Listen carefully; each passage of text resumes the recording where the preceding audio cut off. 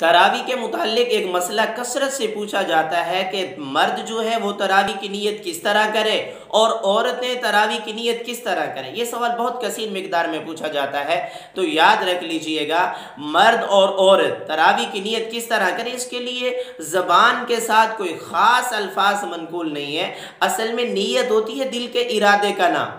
दिल का जो इरादा है इसी का नाम नीयत है। जब आप खड़े हो गए, औरत है खड़ी हो गई, तो दिल में जो नीयत है कि मैं तरावी पढ़ना चाहती हूँ, यही नीयत काफ़ी है कि मैं तरावी पढ़ रही हूँ। और अगर आप जमात के साथ पढ़ रहे हैं, मर्द है या औरत है, अब मर्द जो है वो जमात के साथ अगर तरावी पढ़ रहे हैं इमाम के साथ, औरतें हैं उन्होंने अपने घर के अंदर एक इमाम मुंतखब किया हुआ है, उसके पीछे वो तरावी पढ़ती हैं, तो उस सूरत में जो इमाम की नीयत है वही काफ़ी है।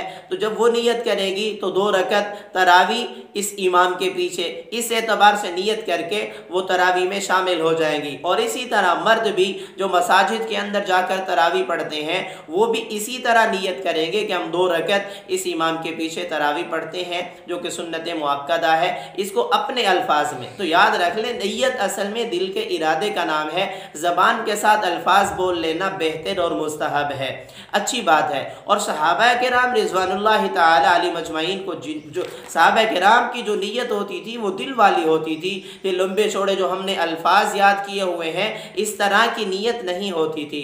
और याद रख लीजिए, ये जो नीयत है ये हम आसानी के लिए, जहन को हासिल करने के लिए इस तरह के अल्फाज बोलते हैं।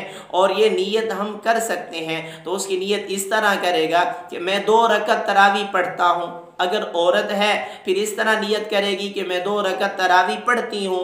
और अगर इमाम के पीछे है तो 2 रकत तरावी सुन्नत मुअक्कदा मैं इस इमाम के पीछे पढ़ता हूँ। अगर औरत है तो 2 रकत नमाज तरावी सुन्नत मुअक्कदा इस इमाम के पीछे पढ़ती हूँ। इस तरह के अल्फाज से नियत कर सकते हैं। और अगर किसी ने ये अल्फाज से या इन अल्फाज से नियत नहीं की और तरावी पढ़ ली तब भी तरावी हो जाएगी। ये अल्फाज कहना फ़र्ज़ वाजिब सुन्नत नहीं है, सिर्फ मुस्तहब है। जहन को हासिल करने के लिए ये अल्फाज बोले जा सकते हैं और तरावी के लिए पढ़े जा सकते हैं।